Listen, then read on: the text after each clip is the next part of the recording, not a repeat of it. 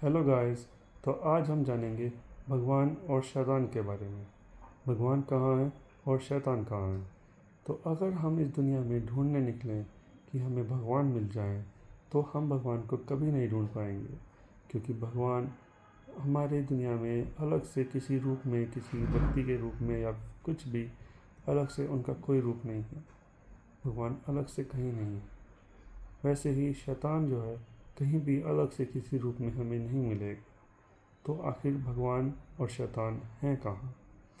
तो भगवान हमारे शरीर में ही है, वैसे ही शैतान भी हमारे शरीर में ही है। तो भगवान हमारे शरीर में कहाँ पर हैं।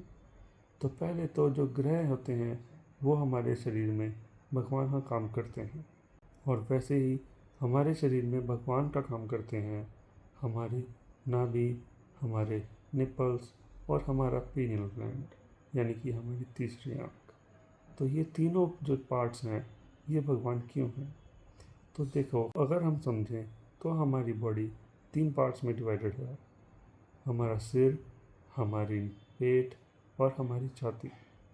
तो ये 3 हमारी बॉडी के मेन पार्ट्स हैं। हमारे हाथ और हमारी टांगें वो अलग हैं।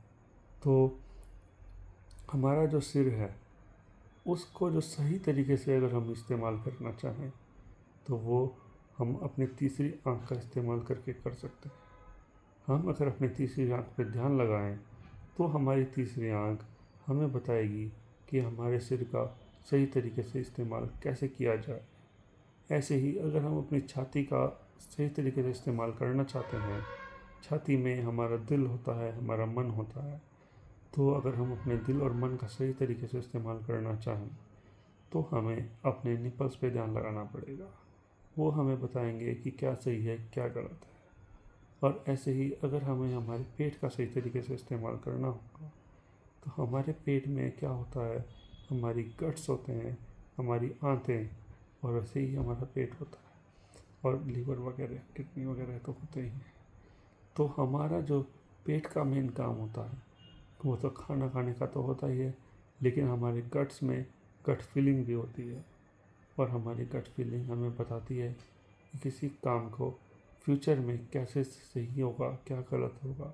हमारी गट फीलिंग हमें फ्यूचर के और अनजान चीज़ों के बारे में बताती है, जिनके बारे में हम दिमाग का इस्तेमाल करके नहीं समझ सकते। तो ये जो हमारी गट फीलिंग होती है, इसको सही तरीके से इस्तेमाल करने के लिए हमें अपनी नाभि पे ध्यान लगाना पड़ता है।